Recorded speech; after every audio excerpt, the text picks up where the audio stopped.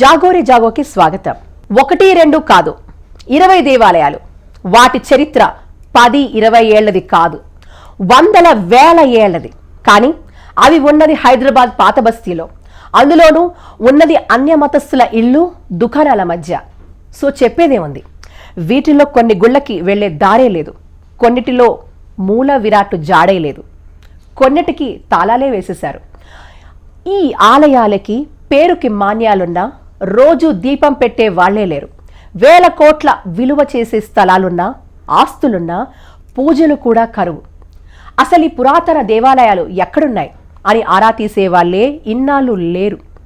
ఇన్నాళ్లకు వాటి జాడ తెలుసుకోవాల్సిందే అని కార్యాచరణతో కార్యదీక్ష మొదలు పెట్టాము. పట్టుదలతో మన ప్రాచీన మహానగరాన్ని, అదేనండి మన పాత బస్తీని జల్లెడ పట్టేసి అనుకున్నది సాధించే విధంగా సంయుక్తంగా అడుగులు వేస్తున్న నేను మీ యమునా పాఠక్ మరియు HMTV. 20 దేవాలయ ఉనికి తెలుసుకున్నాం. బేగం బజార్ ఛత్రి పరశురామ ఆలయం, చతుర్భుజ కృష్ణ జగదీష్ ఆలయం, జహానుమా ఆంజనేయ స్వామి ఆలయం, కాలాపత్తర్ హనుమాన్ ఆలయం, జామ్సింగ్ వెంకటేశ్వర స్వామి ఆలయం, వట్టిపల్లి వెంకటేశ్వర స్వామి ఆలయం, చెన్నకేశవ స్వామి ఆలయం, కిషన్ బాగ్లోని మురళీ మనోహర స్వామి ఆలయం, కాశీబుగ్గ ఆలయం, సోమనాథ్ ఆలయం, బస్మేశ్వర మహాదేవాలయం, అత్తాపూర్లోని అనంత పద్మనాభ స్వామి ఆలయం, రాంబాగ్ ఆలయం, సీతారాంబాగ్ ఆలయం, దీనానాథ్ ఆలయం, ప్రాచీన గోపాలకృష్ణ ఆలయం మిశ్రీగంజ్, లోదేశ్వర్ మహాదేవ ఆలయం, చిత్రగుప్త ఆలయం, సంతాన వెంకటేశ్వర స్వామి ఆలయం, ఫతే దర్వాజా, పాత హనుమాన్ మందిర్. ఎంతో వైభవంగా వెలగాల్సిన ఈ దేవాలయాలు ఆలనా పాలనా లేక ఎలా వెలవెలపోతున్నాయో చూసి చెలించిపోయాం. మన భాగ్యనగరంలో ప్రాచీన ఆలయాలు ఎలాంటి స్థితిలో ఉన్నాయో కళ్లకు కట్టినట్టు జనానికి చూపించడమే లక్ష్యంగా HMTV వేదికగా ఈ గుళ్ళ పరిస్థితిని జనంలోకి తీసుకొచ్చాం. సమస్యల వలయాన్ని ఛేదిస్తూ మాటల కాలయాపన కాకుండా తగినైన చర్యలతో కార్యాచరణతో ముందుకు సాగుతూ అక్రమార్కుల ఆక్రమణలను బయటపెడుతూ ఎంక్రోచ్మెంట్స్ తొలగించే విధంగా అధికారులకు వినతి పత్రం ఇస్తూ అప్రమత్తం చేస్తూ హైందవ సమాజాన్ని జనజాగృతం చేస్తున్న తరుణం. ఈ ఆలయాలు వెనకటి వైభవం పొందాలంటే నిపుణులు, ప్రముఖుల సలహాలు, సూచనలు తీసుకోవాలని ఒక రౌండ్ టేబుల్ సమావేశం నిర్వహించాము. అక్కడ ఇక్కడో కాదు, పాత బస్తీ నడిబడిలో ఉన్న ఈ ఫతే దర్వాజా లోని సంతాన వెంకటేశ్వర స్వామి ఆలయంలో నిర్లక్ష్యానికి గురైన 20 ఆలయాల్లో ఇదొకటి. పండితోత్తములు, ప్రవచనకర్తలు, పీఠాధిపతులు, IAS ఆఫీసర్లుగా చేసిన వారు, జడ్జులుగా చేసిన వారు, ఎండోమెంట్స్లో పనిచేసిన వారు, లాయర్లు, జర్నలిస్టులు, పురాణాలు, శాస్త్రాల మీద పట్టున్నవారు, యోగా నిపుణులు, ఇలా ఎందరో వచ్చారు. తమ వంతుగా ఎన్నెన్నో విలువైన సూచనలు, హామీలు ఇచ్చారు. మన గుడి మన బలం పేరుతో జరిగిన ఈ చర్చాగోష్ఠిలో పాల్గొన్న వారి ఉత్సాహం, ఉత్తేజం చూస్తే ఆ గుళ్లకు వెనకటి వైభవం వస్తుందనే నమ్మకం మరింత బలపడింది. ఆచరణ సాధ్యం కానివి కాకుండా ప్రాక్టికల్ గా ఉండే సూచనలు ఈ రౌండ్ టేబుల్ సమావేశంలో రావడం మన ప్రాచీన మహాపట్టణమైన భాగ్యనగరంలో కొలువై ఉన్న పురాతన ఆలయాలకు పూర్వవైభవం ఖచ్చితంగా వస్తుందనే ఆశ చిగురించడం శుభసూచకం.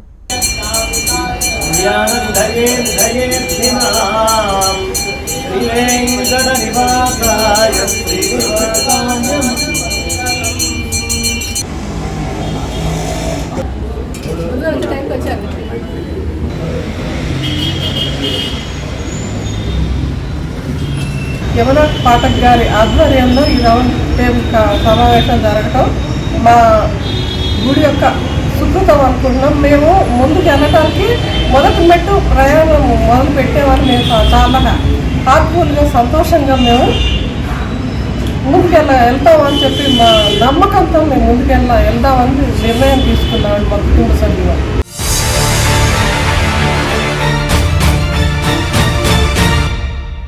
జనవరి 22 ఎగ్జాక్ట్గా గత సంవత్సరం ఆ రామయ్య తండ్రి అయోధ్యలో దేదీప్యమానంగా ప్రాణ ప్రతిష్ఠ జరిగిన రోజు, సరిగ్గా 1 సంవత్సరం తర్వాత ఇక్కడ మన భాగ్యనగరంలో ఇప్పుడు అనిపిస్తోంది, నిజంగా భాగ్యనగరంలో ఇంతకు ముందు కనీస భాగ్యానికి నోచుకోలేని ఈ ఆలయాలకు ఖచ్చితంగా భాగ్యం వచ్చే తీరుతుంది అని చాటి చెప్పే సుదినం ఈ రోజు కరెక్ట్గా సంవత్సరం అయింది. అలాంటి ఈ చక్కటి రోజున మనం ఈరోజు ఈ యొక్క మొదటి సమావేశం, రౌండ్ టేబుల్ సమావేశం మన గుడి మన బలం అనే నినాదంతో మొదలు పెట్టుకోవడం చాలా సంతోషకరమైన విషయం. ఆనాడు తిరుమల వెంకన్న ఇక్కడికి నేనొచ్చి వెలయాలి అనే సంకల్పం ఎలాంటిదో ఈ సంకల్పం కూడా వెంకన్నదే. వీళ్ళందరూ వచ్చి దీనికి సంబంధించినటువంటి చర్చ ఇక్కడి నుంచి జరిగి ఏదో చెయ్యాలి అనేటటువంటి ప్రణాళిక స్వామివారు వేసుకున్నారు. మనం కేవలం పాత్రధారులమే. కాబట్టి భావములోన బాహ్యమునందున గోవింద గోవింద అని తలువవో మనస, నటనల భ్రమయకు నా మనస, నటించువాడు హరి ఒక్కడే. ఆయన నటిస్తున్నాడు. ఆయన మనం నటిస్తున్నామని మనం అనుకుంటున్నాం.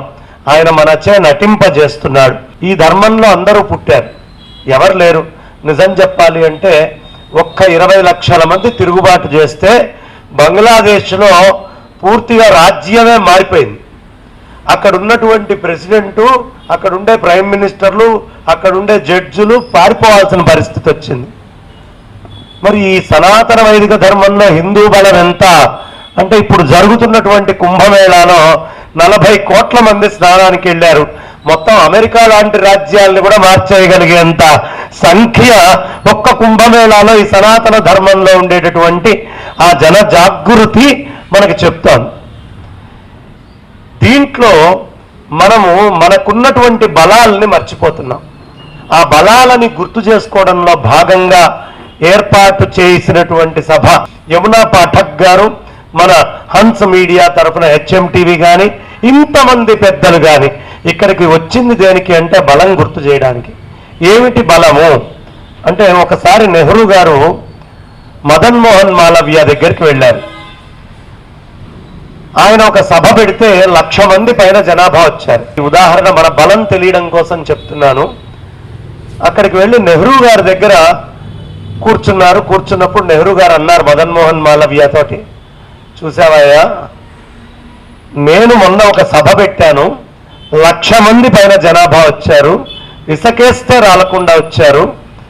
మరి నేను ఎంత పెద్ద అరేటర్ని, నేను ఎంత గొప్పగా చెప్తే, ఎంత గొప్పగా చేస్తే ఇంతమంది జనాభా వచ్చారు అని అనుకుంటున్నావు అనగానే మదన్ మోహన్ మాలవ్య నవ్వాడట. ఆయనకు చివుక్కుమంది నెహ్రూకి, ఎందుకు నవ్వుతున్నావు అని. నాయనా, నువ్వు పెద్ద అరేటర్, నువ్వు బాగా చెప్తావని 1,00,000 మంది వచ్చారు, నువ్వు ప్రైమ్ మినిస్టర్ కూడా, నీ చేతిలో యంత్రాంగం ఉంది, పోలీసులు ఉన్నారు, వ్యవస్థ ఉంది, దానికి అవసరమైన ప్రచార మాధ్యమాలు ఉన్నాయి, అన్నీ చేస్తావు. ఇంత చేస్తే 1,00,000 మంది వచ్చారు అని నువ్వు మురిసిపోతున్నావు. కానీ ఇందులో నువ్వు తెలుసుకోవాల్సింది ఒకటి ఉందయ్యా. ఎక్కడో ఒక మారుమూల కూర్చొని ఎవడో ఒక గోచి కట్టుకొని, ఇది నాకు ఎవరు చెప్పారు అంటే సాక్షాత్తు అనంతశ్రీ విభూషితులు దక్షిణాంనాయ శృంగేరి శారదా పీఠాధీశ్వరులు ఉత్తరాధికారి శ్రీ శ్రీ శ్రీ విధుశేఖర భారతి మహాస్వామి చరణులు చెప్పిన కథ. మదన్ మోహన్ మాలవ్యతో అన్నారు మదన్ మోహన్ మాలవ్య గారు నెహ్రూ గారితో, ఆయన ఎవడో ఒక గోచి కట్టుకుంటాడయ్యా, ఎక్కడో మూల కూర్చుంటున్నాడు, వాడి లెక్కలన్నిట్లో వేసుకొని పంచాంగంలో కుంభమేళ అని వాడు రాస్తున్నాడయ్యా. అది రాయంగానే కొన్ని లక్షల కోట్ల మంది జనాభా ఆ ప్రాంతానికి వెళ్తున్నారు. నువ్వు ప్రైమ్ మినిస్టర్ అయ్యుండి ఇంత బలం ఉండి ఇంత చేస్తే వచ్చిన దీనికే నువ్వు ఇంత మురిసిపోతే, ఆ ఎక్కడో గోచి కట్టుకొని ఎందుకు రాశాడు ఏమిటి, నా వల్ల వస్తున్నారు అని తెలియనటువంటి ఆయన యొక్క పని ఎంత గొప్పది. కాబట్టి ఈ ధర్మానికి ఒక బలం ఉందయ్యా, అంతర్లీనమైనటువంటి ఈ ధర్మానికి ఒక అంతర్లీనమైనటువంటి బలం ఉంది. ఆ బలం ఏమిటి అంటే ఆ బలము ఈ దేశంలో ఉన్న పంచాంగం, ఈ దేశంలో ఉన్న క్షేత్రాలు, ఈ దేశంలో ఉండే మహిమాన్వితమైనటువంటి తీర్థాలు, ఈ క్షేత్రంలో ప్రతి మనిషి యొక్క మనస్సులో అంతర్లీనంగా ఏ సమస్యకైనా సమాధానము ఈ ధర్మంలోనే ఉంది అనే పూర్ణ విశ్వాసం. లేకపోతే 40 కోట్ల మంది ఇవాళ కుంభమేళాకి వెళ్ళి ప్రపంచంలో ఇంకా ఎక్కడా జరగనటువంటి అద్భుతమైన సంఘటన చూడం మనందరి జనాల్లో ఉంది. కానీ లేనిదేమిటి అంటే ఐకమత్యము, ఇన్ఫర్మేషన్ స్ప్రెడ్ చేసుకోగలిగేటటువంటి కేపబిలిటీ, ఒక కలిసికట్టుగా ఉండి యుద్ధం చేయడం అనేటటువంటి లక్షణము, ఇవన్నీ కూడా మనం దూరం అయ్యాం. వీటన్నిటినీ తిరిగి మనం ఒక్కసారి జనాల్లో జాగృతం చేసి ఎలా కుంభమేళా అనేటటువంటిది పడిపోయిందో అలా ఒక్కసారి జాగృతమై అందరి హృదయాల్లో మన గుడి మన బలం అనే అంశము యావత్ భారతావనిలో యావత్ ప్రపంచంలో ఈ సనాతన ధర్మాన్ని అనుయాయులే కాదు, ఏ ధర్మం వాడికైనా ఈ గుడి బలం ఇలా ఉండాలి అని పూర్వీకులు ఇచ్చినటువంటి స్ట్రక్చర్ నిల్చోబెట్టుకోవడానికి ఈ కార్యక్రమాన్ని మనం ఏర్పాటు చేసుకున్నాం. చాలా సీరియస్గా ఇందులో మనం చర్చ చేసుకోవాల్సినటువంటి అవసరం ఉంది. రామారావు గారు అయితేనే అందరం కూడా జాగ్రత్తగా చర్చ చేసుకుంటూ ప్రతిదీ ఎలా ఉండాలంటే ఒక ప్రిన్సిపల్ మనం మాట్లాడాము అంటే ఒక్క అక్షరం కూడా వృధా అయినటువంటి అక్షరం లేకుండా, మన గురించి మనం చెప్పుకోవడం అనే భావం లేకుండా సనాతన వైదిక ధర్మాన్ని ఎలా నిలబెట్టాలి అనేదే తెలియాలి. పూలన్నీ విడిగా పడి ఉంటే గాలి వస్తే దేని దారికి అది పోతుంది. ఈ పూలన్నిటినీ ఒక సూత్రంలో గనక తీసుకొని వెళ్తే ఎక్కడికి కదిలినా కలిసే కదులుతాయి. మనందరి సనాతన వైదిక ధర్మానికి సూత్రం ఏమిటి అంటే ఈ క్షేత్రాలు, గుళ్ళ యొక్క బలమే మనకి మూలమైనటువంటి సూత్రం. వేదం ఏం చెప్పిందో అది సూత్రప్రాయం. కంటికి కనిపించాలంటే క్షేత్రం. అందుకే ఆదిశంకరాచార్యుల వారు 32 ఈ భారతావని మొత్తము 3 సార్లు చుట్టి చెట్టు పుట్ట గుట్ట మిట్ట అన్ని చోట్లకి తిరిగి ఈ దేవాలయాల సంరక్షణ అనేటటువంటి కార్యక్రమాన్ని దిగ్విజయంగా ఆయన చేశారు. ఇవాళ మళ్ళీ అది అవసరం ఉంది అని చెబుతూ యమునా పాఠక్ గారిని ఎవరెవరు ఎప్పుడు ఏం మాట్లాడాలి, ఎలా మాట్లాడాలి అనే అంశం తెలియపరచవలసిందిగా కోరుతున్నా. మన భాగ్యనగరంలో నిజంగా అంటారు కదా, గంగా యమునకి రెజీట్ అని, దానికి నిదర్శనం. అలాగే మత సామరస్యానికి కూడా ప్రతీకగా అసలు ఎలా ఉండాలి, మెలగాలి అని నిజంగా ఒక నిలువెత్తు నిదర్శనంగా ఒక వ్యక్తిని చూపించారంటే వారే మన బాక్రీ సాబ్. బాక్రీ గారు వారు కూడా వచ్చారు. వారు ముస్లిం అయినప్పటికీ కూడా మత సామరస్యం అంటే ఏంటి, మన హైందవ ఆలయాలు ఈరోజు భాగ్యనగరంలో ఎటువంటి దుస్థితిలో ఉన్నాయి, వాటిని ఎలా పరిరక్షించుకోవాలి, ఏం చెయ్యాలి అనే ఆస్పెక్ట్ మన షోలో కూడా వచ్చి బాక్రీ గారు మాట్లాడడం జరిగింది. నేను అన్నాను మరి గుళ్ళో పెడుతున్నానంటే మీటింగ్ అంటే, అమ్మా నేను తిరుమల 4 సార్లు వెళ్ళానమ్మా తిరుమల క్షేత్రానికి అని వారు చెప్పడం జరిగింది. అలాంటి వ్యక్తి కూడా మన మధ్యలో ఉండడం చాలా సంతోషకరం. यमुना पाठक जी जिस तरह से हमारे बीच आज ये चर्चा हुई, ओल्ड सिटी के इन टेम्पल्स के लिए ये हैदराबाद जिसको निज़ाम सरकार अपने तरफ से हिंदुस्तान आज़ाद होने से पहले तक पुराने शहर की एक भी टेम्पल की 1 इंच जमीन को धक्का नहीं लगा, फर्स्ट। और हमारे खास तौर पे राजा किशन प्रसाद जी जो प्राइम मिनिस्टर थे हमारे निज़ाम के, हर मंदिर को वो विजिट करके खास तौर पे उसका केयरटेक करते थे। ये ओल्ड सिटी के अंदर राजा किशन प्रसाद ही the prime minister of Hyderabad. जब से ये आज़ादी हमको हिंदुस्तान को मिली उस दिन से कई मंदिरों पे, कई दरगाहों के ऊपर लैंड ग्रैबर्स ओपनली इसको लैंड ग्रैब करे। और लैंड ग्रैब करने वाला मैं समझता हूं ना वो हिंदू होता ना वो मुसलमान होता, वो इंसानी नहीं होता। क्योंकि जो भगवान को नहीं छोड़ता उन्हें किसको छोड़ सकता। तो ये जो लड़ाई है हमको महाभारत में कौरव और पांडवों की तरह लड़ना पड़ेगा। अब जो पांडवों के तरफ आता है वही धर्म पे रहता है, जो कौरवों के तरफ जाता है वह अधर्म पे रहता है। मैं आपकी लड़ाई में ये देखा कि सच है, इसीलिए मैं समझता हूं हमेशा, चाहे वो महाभारत हो चाहे वो रामायण हो, मैं समझता हूं कि राम की जगह अगर रावण की तरफ कोई गया तो सब समझते कि अधर्म पे है वो। अगर राम की तरफ है तो ये समझ में आता है कि धर्म की लड़ाई है, इसको लड़ना पड़ेगा। ये लड़ाई हमको ये जो 20 टेम्पल्स को कभी भी किसी भी वक्त पे यमुना जी बोलेंगे मैं मेरी टीम एक कार्यकर्ता की जैसा आपके साथ रहेंगे और हम लोग उसको बचाना, एक धर्म को नहीं हमारे कल्चर को बचाना है। ये जो है, ये जो टेम्पल्स है, जो 20 अभी मैडम निकाले और ऐसे 20 निकलते पुराने शहर में। मैं अभी क्योंकि हम 20 को लेके शुरू करें, फर्स्ट फेज में हम 20 को लेके शुरू करेंगे, तो मैं बोलूँगा कि 20 को हम अगर सही तरीके से बना लिए, इसको सही तरीके से रख लिए, तो यही हमारे लिए पुण्य का काम है।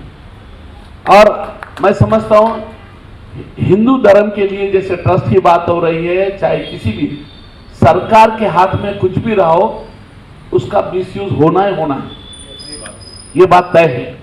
अगर धर्म के नाम के ऊपर है तो हम चाहते हैं कि हम धर्म के जो ठेकेदार हैं उनसे ज्यादा जो भगवान से डरने वाले लोग हैं वो चाहिए। इसमें जो भगवान के लिए कुछ करने के लिए तैयार होते हैं वो लोग चाहिए। यहाँ भगवान का नाम लेके राम के भेष में रावण नहीं चाहिए हमको राम के लिए घर छोड़ के जंगल जाने वाले लोग, घर अपना छोड़ के मंदिर के लिए आने वाले लोग चाहिए, अपना हर चीज देने वाले चाहिए। तो जिस तरह से मैं ये बताता हूं कि इस 20 टेम्पल्स को हम लोग को शुरू करने के लिए, जैसे ही अभी बता रहे थे जैसा भी हम जो कमेटीज रहते कि आप लोग सरकार पे डिपेंड ना हो, हम में से कोई कमेटीज बनाए, हर कमेटीज के अंदर पर्सनली अगर जरूरत पड़ती है तो फंड जमा करने के लिए पर्सनली अपन उसके साथ मिले। अगर हम सरकार देगी, एंडोमेंट देगा या ट्रस्ट देगा, कोई नहीं देगा, हमको ही आगे बढ़ना पड़ेगा, मांगना पड़ेगा, लाना पड़ेगा, इसको फिर से बनाकर एक तरीके से बताना पड़ेगा। अगर आप 10 या 20 बताएंगे तो हम पूरे हिंदुस्तान के 20,000 ऐसे टेम्पल्स को बचाने देंगे। సార్ పెద్దలు ముక్తేశ్వరరావు గారు వారు అనేక ఎన్నో అంటే ముందు వారు ఉమ్మడి రాష్ట్రంలో మన నల్గొండ కలెక్టర్గా చేశారు, తర్వాత టీటీడీలో ఉన్నారు. అనేక ఒక్కటి చెప్పలేవారు. మన భాష, సంస్కృతి, ఆలయాలు, సాంప్రదాయం అన్నిటికీ కూడా వారు చేసిన కృషి అంతా ఇంత కాదు. వారు ఈ రోజు వచ్చి వారు మన పూర్వ ఎండోమెంట్ కమిషనర్ గారు కూడా, కాబట్టి టైం టు టైం ఎన్నో మనకి ఎంతో అర్థవంతమైన ఎన్నో ఇన్పుట్స్ మీద ఏ టైంలో ఫోన్ చేసినా సార్ ఇది ఉంది, దీన్ని మనం ఎలా తీసుకెళ్ళాలి అంటే కూడా వారు ఎన్నో సూచనలు వాళ్ళు ఇవ్వడం నిజంగా చాలా సంతోషకరం. సార్ నేను కంటే కూడా మీరందరూ మీ సూచనలతో ప్లీజ్ ఎన్లైటన్ దిస్ సమావేశాన్ని. అఖిల భువన జన్మస్థేమ భంగాదిలీలే వినత వివిధ భూతవ్రాత రక్షైక దీక్షే శృతి శిరసి విదీప్తే బ్రహ్మణి శ్రీనివాసే భవతు మమ పరస్మిన్ శముషీ భక్తి రూప. మనకి పొద్దుగుతుంది, తెల్లవారుతుంది అని ఇదే రకంగా జీవితం గడిచిపోయేటప్పుడు కొంతమంది పెద్దలైనా చుట్టూ ఉన్నటువంటి పరిస్థితులు చూసి ఈ పరిస్థితుల్లో ఉన్న అవకతవకలు, ఈ పరిస్థితుల్లో ఉన్న లోపాలు, ఈ పరిస్థితుల్లో ఉన్నటువంటి గడ్డు పరిస్థితుల్ని గుర్తుపట్టి దీనిని ఏ రకంగా మనం మార్చవచ్చా, మార్చడానికి మన ప్రయత్నం ఏం చేయాలి అని మన గుడి మన బలం అనే కార్యక్రమాన్ని యమునా పాఠక్ గారు చాలా ఉద్వేగంతో, గొప్ప ఉద్దేశ్యంతో చాలా చక్కగా తీసుకువెళ్తున్నందుకు వారికి శుభాభినందనలు. నేను ఎండోమెంట్స్ లో పనిచేశాను కాబట్టి అసలు ఒక్క విషయం గుర్తుపెట్టుకోవాలి. ఎండోమెంట్స్ అంటే ఏమిటి? గవర్నమెంట్ యాజమాన్యంలో దేవాలయాలు ఉండటము అనుకుందాం, సింపుల్ వర్డ్స్ లో. గవర్నమెంట్ యాజమాన్యంలో దేవాలయాలు ఉండటం కరెక్టా కాదా అనేది ఒక పెద్ద చర్చ. అది కూడా కరెక్టే అనుకుందాం కాసేపు. అక్కడ విషయం ఏమిటంటే బేసిక్గా గవర్నమెంట్ స్వీకరించిన తర్వాత ఎవరు యాజమాన్యంలో ఉన్నా కూడా గుడి అనేది ఒక కట్టడం మాత్రమే కాదు. గుడి అనేది it's not a structure alone, it is something more than that. It's not an institution also. ఇంకా ఏమిటవుతుందంటే ఇట్స్ ఎ సిస్టమ్, పెద్ద వ్యవస్థ. ఈ వ్యవస్థలో దీని చుట్టూ అల్లుకుని బోర్డంత వ్యవస్థ నిర్మించబడుతుంది. అందువలన మన గుడి మన బలం అవుతుంది. అంటే మనం ఒక వ్యవస్థని కాపాడినట్లు. ఏ వ్యవస్థని? అది ధార్మికమైన వ్యవస్థని కాపాడినట్టు, ఒక సనాతనమైన వ్యవస్థని కాపాడినట్టు, ఒక పురాతనమైన వ్యవస్థని కాపాడినట్టు, ఒక సాంప్రదాయికమైన వ్యవస్థని కాపాడినట్టు, ఇన్నింటిని కాపాడినట్టు.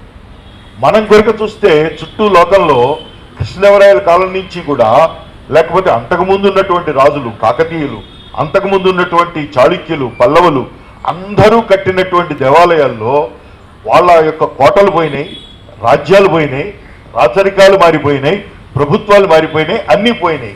కానీ ఆనాటి నుంచి ఈనాటి వరకు అవిచ్ఛిన్నంగా ఏకధారగా కొనసాగుతున్నటువంటి వ్యవస్థ ఏదన్నా ఉంది అంటే అది దేవాలయ వ్యవస్థ. అది నేను చెప్పాలి. దాని చుట్టూనే మొత్తం ధార్మిక వ్యవస్థ అంతా నిర్మాణం అయింది అంటానికి మీకు ఒక చిన్న ఉదాహరణ చెప్తాను. ఈ మధ్య నేను రాసినటువంటి ఆర్టికల్లో కూడా దాన్ని పేర్కొన్నాను. మనకి తెలుగులో గుణింతాలు నేర్పేటప్పుడు కాకు గుడిస్తే అంటాం. ఆ గుడిని ఎట్లా ఇస్తాము? ఇలా 0 రూపంలో చూస్తాం. కాకు గుడిస్తే గుడి అంటే దాని చుట్టూ, అంటే ఏదైనా సరే గుడి అనే పదానికి వృత్తాకారము అని అర్థం. ఎలాగా అంటే చంద్రుడి చుట్టూ ఒక్కోసారి వలయం ఏర్పడుతుంది. దాన్ని వరద గుడి అంటారు, చంద్రగుడి అంటారు. అలాగే ఊర్లో మొత్తం ఎంత పొలం ఉంది అని చెప్పడానికి ఈ ఊరి గుడి కట్టు ఎంత అంటారు. ఇలాగా పదాల్లో గుడి అంటే ఈ దేవాలయము కేంద్రముగా పెట్టుకొని నిర్మించబడిన, వలయాకారముగా నిర్మించబడినటువంటి వ్యవస్థ. We are detached, we are distanced from the temple. ఇంతవరకు మన గుడి అనే భావం నుంచి తీసేసి మన గుడి మనది కాకుండా పోయిన ఒక అపవ్యవస్థని మనం చూసాము. అది నేను చెప్పాలనుకుంటాను. దానిని పోవాలి అంటే ఫస్ట్ ఇవాళ మనం చేస్తున్న ప్రయత్నాల్లో కొనసాగించవలసిన ప్రయత్నం ఏంటంటే, నంబర్ 1, లోకల్ కమ్యూనిటీస్ని, అంటే స్థానికంగా ఉండేటటువంటి భక్తులని మనము ప్రేరణ కలిగించి వాళ్ళని రెగ్యులర్ భాగస్వాముల్ని చేయాలి. ఇది ఒకటి. రెండవది, మన ధర్మంలో ఉన్నటువంటి సంస్కారాలని గుడిలోనే జరిగేటట్టు చేయాలి. అది నేను చెప్పాలనుకుంటున్నాను. గుడిలోనే అంటే నేను చిన్న ఎగ్జాంపుల్ చెప్తాను. తిరుమల తిరుపతి దేవస్థానంలో లాస్ట్ అసైన్మెంట్లో నాకు చేసింది ఏమిటంటే, సుమారు 600 దేవాలయాలు సామాజికంగా దూరంగా ఉంచబడినటువంటి కొన్ని వర్గాలు అధికంగా నివసించే ప్రాంతాల్లో టెంపుల్స్ శాంక్షన్ చేసి ఆ గుళ్ళు కట్టారు. గుళ్ళు కడితే వాళ్ళకి శిక్షణా కార్యక్రమాలు, అక్కడ ఉన్నటువంటి స్థానికుల్ని డెవలప్ చేసి మేము శిక్షణా కార్యక్రమాల నుంచి గుళ్ళు అప్పగించాం. దాంట్లో మేము చేసింది ఏంటంటే, ఆ చుట్టూ ఉన్నటువంటి కమ్యూనిటీలో పిల్లవాడు పుట్టాడు, వాడికి పుట్టు వెంట్రుకలు, లేకపోతే ఇంకొక ఇది వాడికి నామకరణం, లేకపోతే అన్నప్రాసన, అన్నీ కూడా గుళ్ళోనే చేయమన్నాం. విచిత్రం ఏమిటంటే ఆ గుళ్ళల్లో ఇప్పుడు మన చాలా పెద్ద గుళ్ళల్లో జరిగినంత విశేషంగా ఒక 500-600 సంవత్సరాల కింద మనం ఎలాంటి అన్ని కూడా గుడి చుట్టూ అందుకుని ఉండేవో అలాంటి కాస్త అక్కడ ఈ 500-600 గుళ్ళల్లో కూడా చాలా అద్భుతంగా జరుగుతుంది. అందువలన కమ్యూనిటీ పార్టిసిపేషన్ ఇంపార్టెంట్. ఇవాళ నచ్చిన ఒక అంశం ఏంటంటే, మనం ఎక్కడెక్కడైతే కమ్యూనిటీని రారండోయ్ మీరు పార్టిసిపేట్ చేయండి అని ఊరికినే ఒట్టు పెట్టి ఆహ్వానించడం కాకుండా ఒక యాక్టివిటీ కూడా పెట్టుకోవాలి. నేను కూడా కొన్ని కేసెస్లో నేను పర్సనల్గా హ్యాండిల్ చేశాను. ఏఎస్ఐ మాట్లాడే ఇడియమెంట్ లాంగ్వేజ్ వేరు, వాళ్ళతో మాట్లాడటానికి ఇంకొక లాంగ్వేజ్. వాళ్ళు చెప్పే కన్సర్న్ ఏంటంటే, ఈ స్ట్రక్చర్ యథాతథంగా ఉండాలి అని, ఈ స్ట్రక్చర్ యొక్క రూపురేఖలు యథాతథంగా ఉండాలి, ఈ స్ట్రక్చర్ యొక్క స్వభావము, అంటే స్ట్రక్చర్ యొక్క స్వరూపం మారకూడదని కానీ స్వభావం మారకూడదని లేదు. ఉదాహరణకి ఏఎస్ఐ కింద పేర్కొనబడినటువంటి దేవాలయంలో నువ్వు ఇష్టం వచ్చినటువంటి రిపేర్స్ దాన్ని చేయకుండా కేవలం పూజ దానికి లోబడే చేసుకోవడానికి మొదలు పెట్టేటట్లయితే నెమ్మదిగా చేయడానికి వీలుంది. ఉదాహరణకి మనకి even Ramappa temple is ASI structure. ఇవన్నీ కూడా ఏఎస్ఐ స్ట్రక్చర్తో హౌ వీ కన్విన్స్ దెమ్ అనేది చాలా ఇంపార్టెంట్. దానికి ఒక టీం పెట్టుకుందాం. కళ్యాణ వెంకటేశ్వర స్వామి టెంపుల్లో టీటీడీలో ఉన్నప్పుడు చేయించాను. మోస్ట్ డిఫికల్ట్ థింగ్ చేయించాను అనమాట. అక్కడ చేయడం సాధ్యపడింది. అందువల్ల మనం let us make a beginning of that. ఇప్పటి వరకు లోకల్ కమ్యూనిటీస్ గురించి చెప్పుకున్నాం. తర్వాత మనం ఇమీడియట్గా చేయవలసిన డిమాండ్ ఏంటంటే ట్రిబ్యునల్స్ అండి. ట్రిబ్యునల్ ఉంటుంది ఎండోమెంట్స్లో. ఎండోమెంట్ ట్రిబ్యునల్ ప్రాపర్టీస్ వీటికి సంబంధించినవి తీర్పులు కోర్టులో కన్నా వేగంగా వస్తాయి.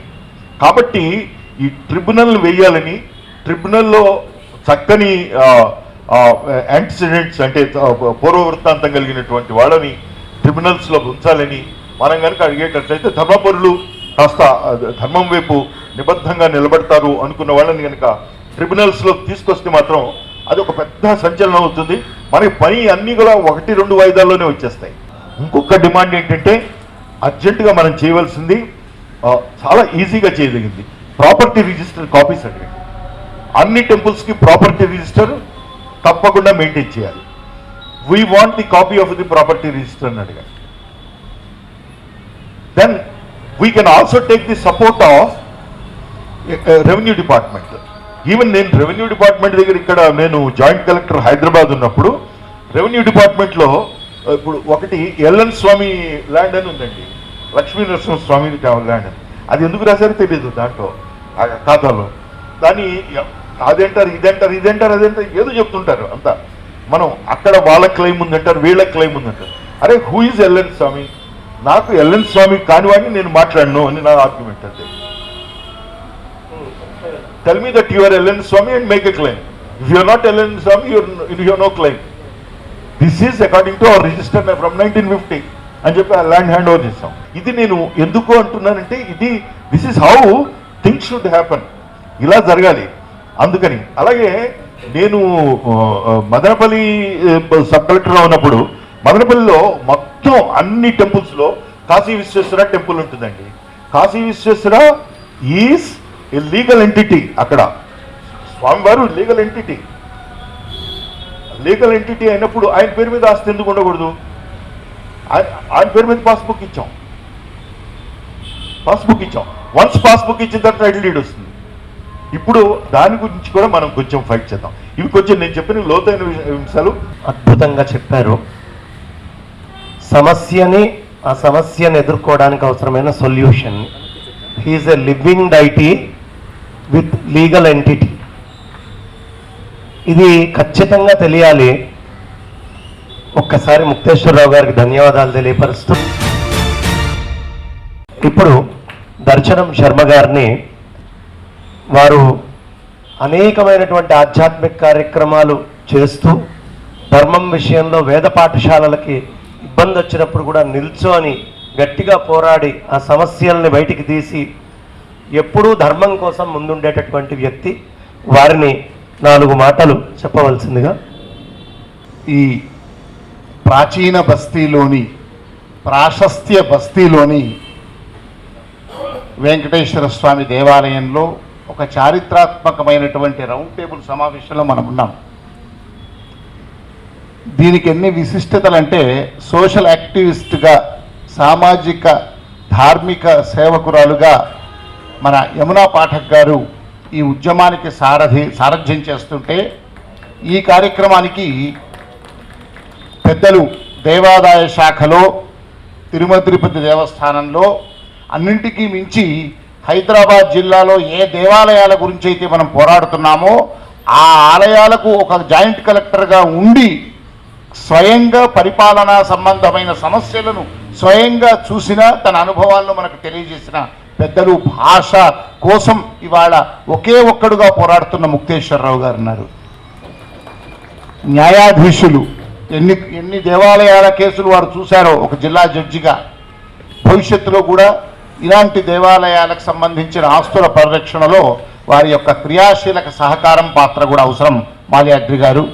ఇక నిరంతరం ధర్మంలో, ధర్మ పోరాటంలో, సనాతన ధర్మ పరిరక్షణలో ఉండేటువంటి పెద్దలు బంగారయ్య శర్మ గారు, చెరువు రాంబాబు గారు, ఇలాంటి పెద్దలందరూ ఉన్నటువంటి ఈ విలక్షణమైన విశిష్టమైన సభ నిజంగా ఒక చారిత్రక సభ. ప్రాచీన బస్తీలో మనం ఏర్పాటు చేస్తున్నటువంటి ఈ కార్యక్రమం. ఇకపోతే దేవాలయాల వ్యవస్థలో ఒక అడుగు హైదరాబాద్ ఈ పురాతన ప్రాంతంలో ఉన్నటువంటి ఈ ఆలయాల సంరక్షణ మీద మొదటి అస్త్రంగా మొదటిసారి దృష్టి సారిస్తున్నారు యమునా పాఠక్ గారు. జాగోరే జాగో అనేటువంటి హెచ్ఎంటీవీలో ఒక ప్రత్యేకమైనటువంటి ప్రతి నెల ఒక ఆలయాన్ని తీసుకొని ఆ ఆలయం యొక్క ఆస్తులు, ఆలయం యొక్క ఆక్రమణలు, ఆలయం యొక్క ఆగమం, ఆలయం యొక్క తీరు తెన్నును పరిశోధించి ముందే అందుకు సరైనటువంటి పరిష్కారాలు చూపే, సరైనటువంటి ఒక వాదన వినిపించే, సరైనటువంటి ఒక సంశయాలను నివృత్తి చేసే ధార్మికులతో కలిపి వారు ప్రతి నెల ఒక అంశాన్ని, ఒక ఆలయాన్ని తీసుకొని ఒక డిబేట్ కూడా చర్చా కార్యక్రమాన్ని ఏర్పాటు చేస్తూ ఇప్పటిదాకా 20 ఆలయాలు వారు మనకు చెప్పారు. ఒక్కొక్క ఆలయంది ఒక్కొక్క చరిత్ర. ఈ 20 ఆలయాలనే ఒక స్టడీ కింద తీసుకుంటే ఒక పెద్ద ఉద్గ్రంథమే అవుతుంది వారి అనుభవాలు ఇప్పుడు చెప్పిన దాన్ని చూస్తే. అసలు ముక్తేశ్వరరావు గారికి తెలుసు, వారు దేవాదాయ శాఖలో ఉన్నత స్థానంలో పనిచేశారు కనుక 3,75,000 ఎకరాలు ఉమ్మడి ఆంధ్రప్రదేశ్లో ప్రభుత్వ వాళ్ళ రికార్డుల్లో 2014 నాడు మన రాష్ట్రం రెండుగా విడిపోయే నాటికి 3,75,000 ఎకరాలు ఆర్టీఐ ద్వారా ఆనాటి కమిషనర్ ఇచ్చినటువంటి లెక్క. ఆ 3,75,000లో దాదాపు 1,75,000 తెలంగాణ ప్రాంతంలో ఉంటే ఒక 2 లక్షల దాకా ఆంధ్ర ప్రాంతంలో ఉండే. ఇది ఆనాటి యథాతథ స్థితి. సరే, ఆనాడు అన్ని పోగా ఆ రోజు వాళ్ళ రికార్డుల్లో ఉన్నటువంటి ఆ స్థలాలు అఫీషియల్గా ఉండేవి. అందులో దాదాపుగా ఒక మన చుట్టుపక్కల రంగారెడ్డి జిల్లా ప్రాంతంలో 8,000 ఎకరాలు కేవలం ఉమ్మడి రంగారెడ్డి జిల్లాలో ఉంటే 3,000 ఎకరాలు మన హైదరాబాద్ ప్రాంతంలో ఉండేవి. వాళ్ళు ఇచ్చిన రికార్డు నేను చెప్తున్నా. ఆ 3,000 ఎకరాల్లో దాదాపు 90% ఆక్రమణలు అయిపోతే 169 ఎకరాలు మాత్రమే ఇప్పుడు 2014 నాటికి వాళ్ళ రికార్డుల్లో మిగిలినటువంటి స్థలం మన జంట నగరాల్లో కేవలం 169 ఎకరాలు. ఇక రంగారెడ్డి జిల్లాలో 7,863 ఎకరాలు దేవాలయ ఆస్తి అయితే 572 ఎకరాలు మాత్రమే అందులో వ్యవసాయము, మెట్ట, ఇంకా ఇతర పరిశ్రమలు, అనేక రకాల ఆక్రమణలు పోను 572 ఎకరాలు ఇప్పుడు రికార్డుల్లో దేవాదాయ శాఖ ఆధీనంలో ఉన్నట్టు మనకు రికార్డులు చూపుతుంది. అంటే ఎంత దౌర్భాగ్యమైనటువంటి స్థితి. ప్రధానంగా ఇక్కడ మన మిత్రుడు, మహమ్మదీయ మిత్రుడు కూడా ఈ సభలో ఉండడం చాలా గొప్ప విషయం. ఎందుకంటే క్షేత్రస్థాయిలో జరిగే వాటికి, ఒక ధార్మికోద్యమానికి, ఒక ఆలయ ఉద్యమానికి సహచరుడు కూడా పాల్గొనడం ఇప్పుడు మనం చూసాం. అల్లాను ప్రార్థించినటువంటి ప్రార్థన విన్నాం. ఇప్పుడు అందరం సైలెంట్ అయిపోయాం. ఎంత సహనమండి, ఎంత సద్భావనండి. మనం దేవుడు ఒక్కడే, ఆ దేవుడి ప్రార్థన మన సహచరులు చేస్తున్నప్పుడు మనమంతా మౌనంగా ఉన్నాం. కానీ తోటి దేవుడి ఆస్తిని కైంకర్యం చేస్తుంటే, ఆక్రమణలు అవుతుంటే మౌనం ఈ పాత బస్తీలో, ఈ ప్రాచీన బస్తీలో మనం చూస్తూ వస్తున్నాం దశాబ్దాలుగా. అందుకే భారతదేశంలో ప్రాశస్త్యం కలిగిన 2000 ఏళ్ల నుంచి 200 ఏళ్ల క్రితం నాటి ప్రాచీన ఆలయాలు ఎన్నో ఈ పాత బస్తీలో ఉన్నాయి, ఈ ప్రాశస్త్య బస్తీలో ఉన్నాయి. అలాంటి కోవకు చెందింది ఇప్పుడున్న మన వెంకటేశ్వర స్వామి ఆలయం కూడా. ఇన్ని ఆలయాల్లో 90% రికార్డుల్లో ఉండే స్థలాలు ఆక్రమణకైపోతే, ఇదే ఆలయాన్ని కనుక మనం ఒకసారి చూస్తే, ఇప్పుడు బంగారే శర్మ గారు ఉన్నారు, ఇక్కడ రావి చెట్టు, వేప చెట్టు ఆలయం లోపల ఉండాలి కదా, కాంపౌండ్ వాళ్ళ అవతలకు చెట్టు, కాంపౌండ్ వాళ్ళ యువతల ఇంకొక చెట్టు ఎందుకు ఉంది అంటే, వారు అటు పక్కన ఎప్పుడో లీజుకి ఇచ్చారు. ఇది దేవాదాయ శాఖ స్వాధీనంలోకి చేసుకున్నాక అది వేరే వాళ్ళ స్వాధీనంలో ఉంది. ఆ వేరే వాళ్ళకి స్వాధీనంలోకి ఇచ్చే కన్నా ఇలాంటి సభలు, సమావేశాలు, సత్సంగాలు నిర్వహించుకునే ఒక ధ్యానమందిరం కట్టుకోలేమా అక్కడ? లేదు ఇంకొక కళ్యాణ మంటపం కట్టుకోలేమా? ఇంకొక ఆలయాలకు సంబంధించిన ఏదైనా ఒక ఉద్యానవనం ఏర్పాటు చేసుకోలేమా? చేసుకోలేము. ఎందుకంటే మనమంతా ఒత్తిళ్లకు లొంగే వ్యక్తులం గనక, ప్రజాప్రతినిధుల మాటనే చెల్లుతుంది గనక, ప్రజాప్రతినిధులు సహనం, మత సహనం లేనివారు కనుక, మన మాట వినే స్థితి లేదు కనుక, పక్కన ఇంకెవరైనా అన్య సంబంధమైనటువంటి ధర్మాన్ని ఆచరించే వాళ్ళు ఈ ధర్మానికి విఘాతం కలుగుతున్నా కూడా సునాయాసంగా ఇచ్చేస్తూ వారి అవసరాలకు వాడుకుంటూ శతాబ్దాలు దాటినా కూడా ఈ ఆలయానికి మళ్ళీ తిరిగి ఆ ఆస్తులు రాలేని స్థితికి వందలాది ఎకరాలు, ఇప్పుడు నేను చెప్పానుగా దాదాపు 3,000 ఎకరాల్లో 2,500కు పైగా ఎకరాలు స్థలం అలాగే పోయింది. కించిత్ ₹1 లాభం కూడా ఇలాంటి ఆలయాలకు రావు. మీకు ఉదాహరణ చెప్తాను, ముక్తేశ్వరరావు గారు కూడా తెలిసి ఉంటుంది. నేను ఈనాడులో ఉండగా కొంతకాలం నేను కూడా దేవాదాయ శాఖను చూశాను. నేను ఒక 15 ఏళ్ళు పనిచేస్తే కొంత నేను క్రైమ్ రిపోర్టింగ్ అయినా దేవాదాయ శాఖను కూడా నాకు ఆసక్తి కోసం చూశాను. అందులో సికింద్రాబాద్ గణపతి దేవాలయం ఉందండి. అదేమీ ప్రాచీన దేవాలయమే కాదు. ఈ 100-200 ఏళ్ల క్రితం వచ్చినటువంటి సికింద్రాబాదు అభివృద్ధి చెందిన స్థలంలో ఆలయం కూడా చెందింది. ఆ ఆలయం ఎదురుగ్గా మనం ఇక్కడ విఠలేశ్వర ఆలయం దగ్గర నుంచి అటు ఆల్ఫా హోటల్ దాకా వెనకాల సికింద్రాబాద్ రైల్వే స్టేషన్ నుంచి ఇటు బస్ టెర్మినల్ దాకా మొత్తం గణపతి దేవాలయం ఆస్తులే. ఇప్పుడు రికార్డుల్లో కూడా గత శతాబ్దాలుగా వేరే మతం వాళ్ళు కాదండి, మన మతం వాళ్ళే అక్కడ పైలాన్లు అనుకునే వాళ్ళు, అక్కడ పెత్తనం చెలాయించేవాళ్ళు ఇప్పటికీ కూడా 500, 600, 1000, 1500కు లీజుకిస్తూ అక్కడ గణపతి దేవాలయాన్ని మోసం చేస్తున్నారు. ఎవరైనా మనం స్వాధీనం చేసుకోవాలనగానే ఎక్కడో చోట కోర్టుల్లోకి వెళ్తారు. Local MLA, local MP, local మంత్రి వాళ్ళు ఎన్నో ఒత్తిళ్లు తెచ్చి ఈనాటికి కూడా దేవాదాయ శాఖ పరిధికి లాభప్రదమైనటువంటి ఎంతో వాణిజ్య ప్రాంతమైనటువంటి హైదరాబాదులో గుండెకాయ లాంటి సికింద్రాబాదులోనే నడిపొట్టున గణేష్ దేవాలయానికి ఆదాయం లేకుండా ఏదో నామమాత్రపు లీజుతో ఇంకా కొనసాగిస్తున్నామంటే ఇక ఇలాంటి మారుమూల ప్రాంతాల్లో ఎలా మనం రక్షించుకునే స్థితి ఎట్లా ఉంటుంది, ఎలాంటి ఆదాయాన్ని పొందే స్థితి ఉంటుంది? ఇవన్నీ లోతుగా ఈ 20 ఆలయాల పరిశోధన, దాదాపు పరిశోధనని యమునా పాఠక్ గారు చేశారు. సరే, జరిగింది ఏదో జరిగింది, ఇప్పుడేం చేద్దాం? గతాన్ని తవ్వుకుంటూ ఆక్రమణల గురించి నిందించుకుంటూ ఎవరో అన్యాయం చేశారా, మనకు మనం అన్యాయం చేసుకున్నామా, ఇవి కాదు. ఇప్పుడేం చేద్దాము అన్నదానికి సార్ ముక్తేశ్వరరావు గారు తన అనుభవాన్ని పండించిన అనుభవంతో చాలా విషయాలు చెప్పారు. ఫతే దర్వాజాలో ఉన్న వెంకటేశ్వర స్వామి ఆలయాన్ని ఎవరైనా దత్తత తీసుకొని ఆ ఆలయ సంరక్షణ బాధ్యతలు ఎవరైనా CSR ఫండ్ ద్వారా కానీ ఇంకే ద్వారాగైనా కానీ ఏ కార్పొరేట్ సంస్థ ముందుకు వస్తే ఆ ఆలయ నిర్వహణను మీకు అప్పగిస్తాము అని ప్రభుత్వం కనుక ప్రకటిస్తే ఇవాళ 100 సంస్థలు, మా రాంబాబు గారు ఒక ఆలయాన్ని తీసుకోవడానికి సిద్ధంగా ఉన్నారు. అలా దీన్ని ప్రొటెక్ట్ చేస్తూ నిత్య ధూపదీప నైవేద్యాలు జరిగేట్టుగా, ఇక్కడ భజనా సంప్రదాయాలు జరిగేట్టుగా, ఓ హరికథలు జరిగేట్టుగా, ఓ బుర్రకథలు జరిగేట్టుగా, ఇలాంటి ధార్మిక సత్సంగాలు జరిగేట్లుగా, ప్రతిరోజు ప్రసాద వితరణ జరిగేట్లుగా, ఇక్కడ ఉండేటువంటి ధార్మికులందరూ కూడా ఇక్కడ సమాగమం అయ్యేట్టుగా చాలా అవుతుంది. చాలా సున్నితం.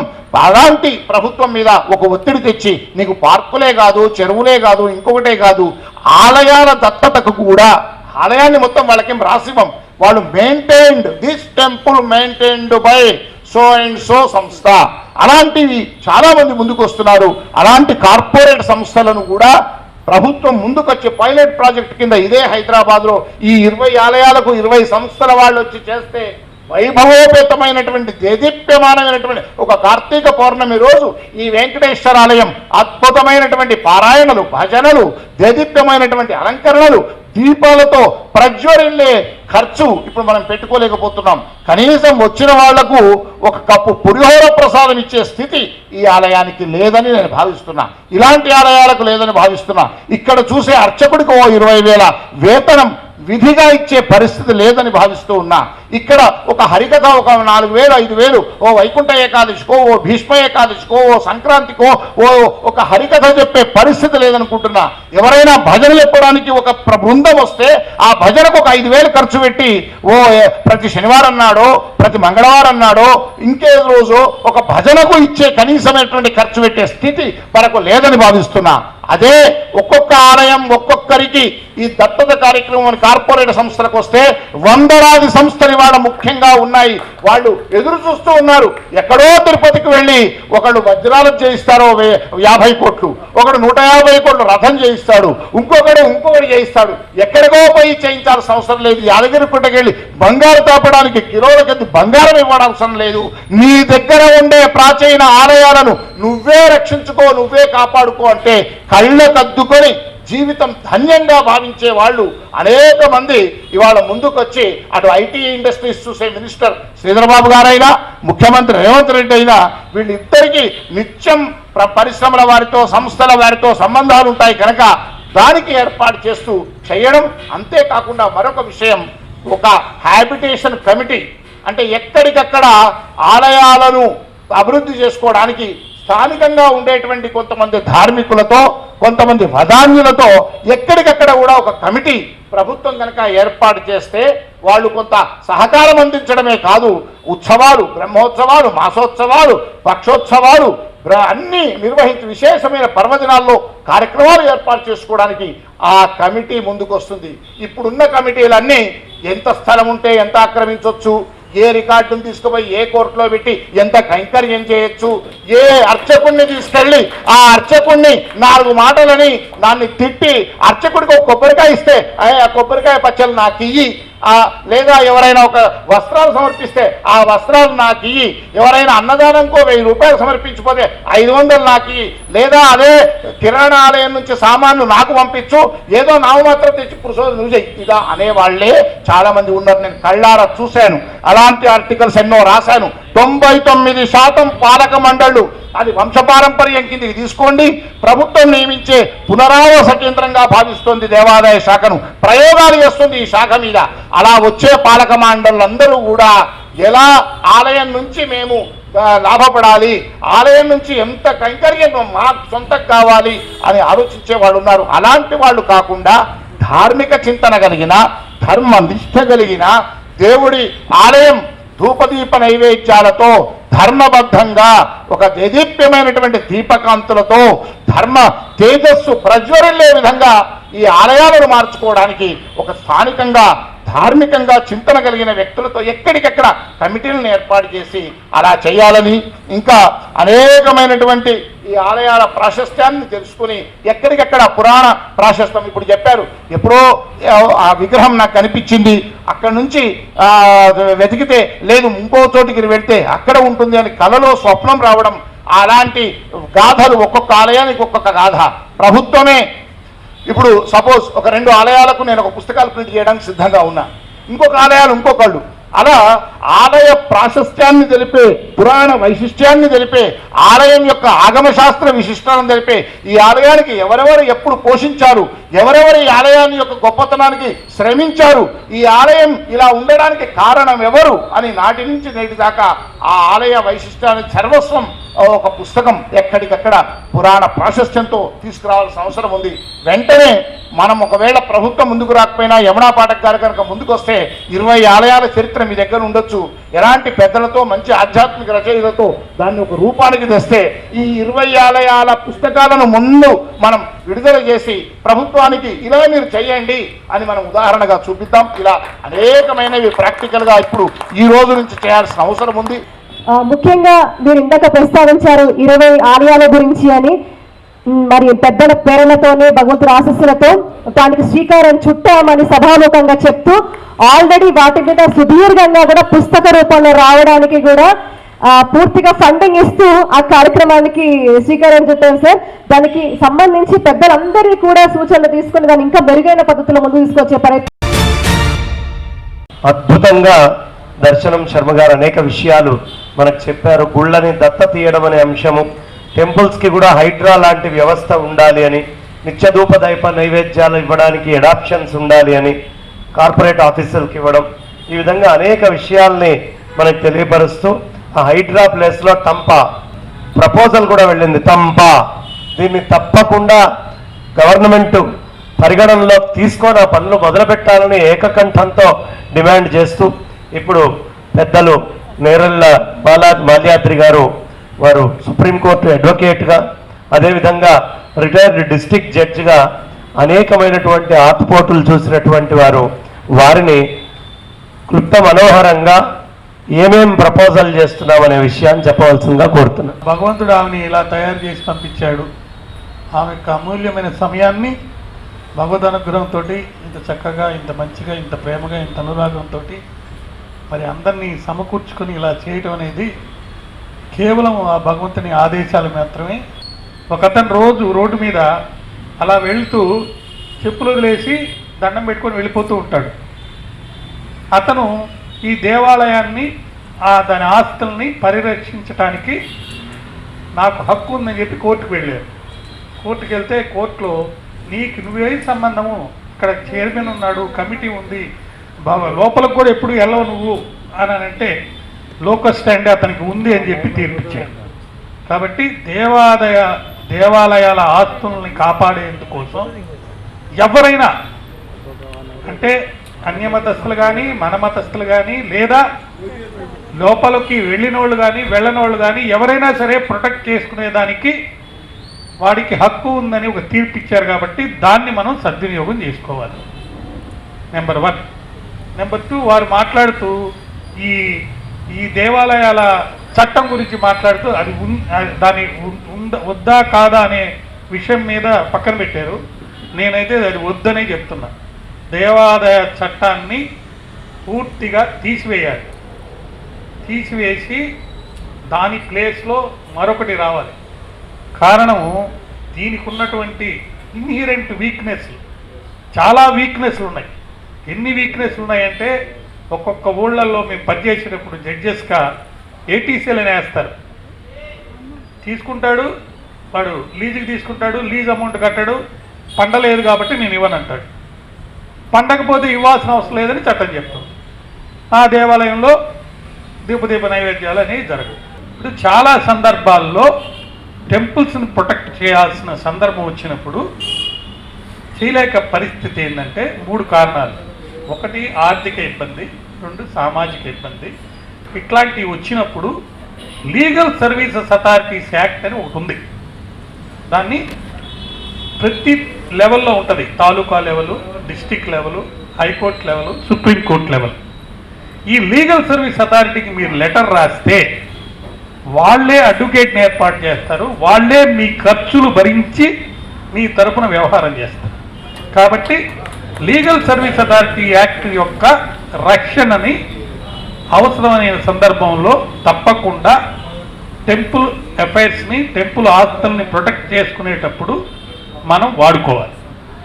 దాన్ని తాలూకా లీగల్ సర్వీసెస్ కమిటీ, అంటే district legal services committee and high court legal service authority, supreme court legal service authority, ఈ 4 ఉంటాయి. ఈ అద్భుతమైనటువంటి సంస్థ దీంట్లో ప్రధానమైనటువంటి వెన్నెముకగా యమునా పాఠక్ గారికి పెద్ద బలంగా, ధైర్యంగా అనేక కార్యక్రమాల్లో ఎప్పుడూ ముందు ఉంటూ ధర్మ ప్రచారంలో నేనున్నాను, ఎక్కడ ధర్మం ఉన్నా నేనున్నాను అని చెబుతూ చాలా సూక్ష్మంగా విషయాన్ని గ్రహించి దాన్ని విస్తృతంగా కార్యరూపంలో ఎలా తీసుకొని వెళ్ళాలి అన్న దాంట్లో సర్వసమర్థులైనటువంటి చెరువు రాంబాబు గారిని వారి ప్రపోజల్స్ చెప్పవలసిందిగా. ఈ 20 ఆలయాలు మన దర్శనం శర్మ గారు వారి మాసపత్రికలో ప్రతి మాసం ఒకటి కవర్ చేసుకుంటూ వెళ్ళినా, 2 కవర్ చేసుకుంటూ వెళ్ళినా 10 మాసాల్లో మొత్తం కవర్ అవుతుంది.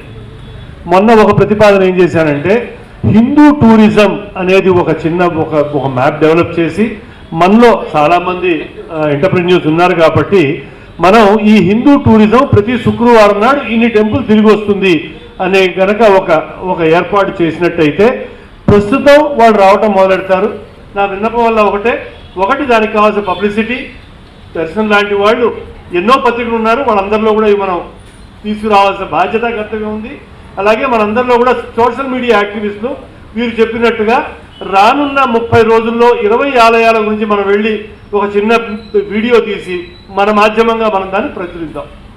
3వది Hindu temple tourism and pilgrimage అని ఒక చిన్న బోర్డు ఒకటి మనమే పెట్టుకుని దీన్ని మనం మొదలెడదాం.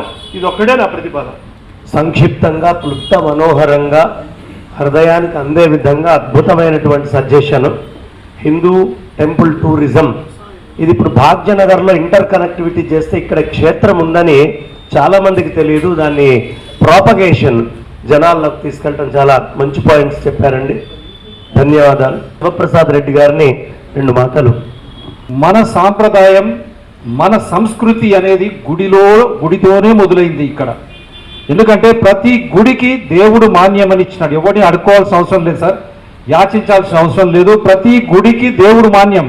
ఆ కాలంలో మాన్యం అంటే భూమి రూపకంగా ఇచ్చినారు, లేకపోతే డబ్బు రూపకంగానో, లేకపోతే వాళ్ళకు నిత్యం ప్రతి నెల ఆ పూజలు నిర్వహించడానికి పూజారికి దీపం, ధూపం, నైవేద్యంతో పాటు గుడిని నిర్వహించడానికి, ఆంగ్లంలో కూడా చెప్పాలి కాబట్టి గుడిని టెంపుల్ను మెయింటైన్ చేయడానికి కావాల్సినటువంటి నిధులు అన్ని అక్కడనే సమకూర్చారు. కాబట్టి ఈరోజు మనం హిందువులం, ఆత్మగౌరవం అంటే మన గుర్తింపు, మన సాంప్రదాయం, హిందువులని చెప్పుకోవడానికి లాస్ట్కు మిగిలింది ఒక గుడి.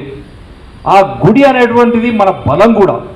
ఈ దేవాలయాలకు కూడా యోగం రావాలి అని శ్రీ చంద్రారెడ్డి గురూజీ గారు ఆయన మనతో కలిసి అనేకమైన అడుగులు వేస్తూ ఉన్నారు. వారి సూచనల్ని కూడా మనందరికీ అందించవలసిందిగా నేను కోరుతూ ఉన్నాను. ప్రతి మీటింగ్ ఇలాంటి సమావేశాలన్నీ కూడా గుళ్ళో వేదిక చేసుకుని కనుక మనం ఏర్పాటు చేసుకుంటే డెఫినెట్గా సక్సెస్ఫుల్గా మనకు కావాల్సిన ఎనర్జీ వస్తుంది. ఇప్పుడు ప్రత్యక్షంగా నా వంతు ప్రయత్నంగా నేనేం చేయగలను, ఈరోజు ఉదయం నుండి ఇంత సమయానికి వెచ్చించి మీరు ఇంత పెద్ద ప్రోగ్రాం చేశారు, ఇంతమంది ఒక 40-50 మంది ఒక రౌండ్ టేబుల్ సమావేశానికి అటెండ్ అయ్యాము అంటే మనం వినడానికో సలహాలు సూచనలు ఇవ్వడానికి కాదు. మన వంతు బాధ్యతగా మన గుడి కోసం, మన ధర్మం కోసం మనం ఏం చేయాలి అన్నప్పుడు వారు ఏ బాధ్యత ఇచ్చినా తీసుకోవడానికి సిద్ధము.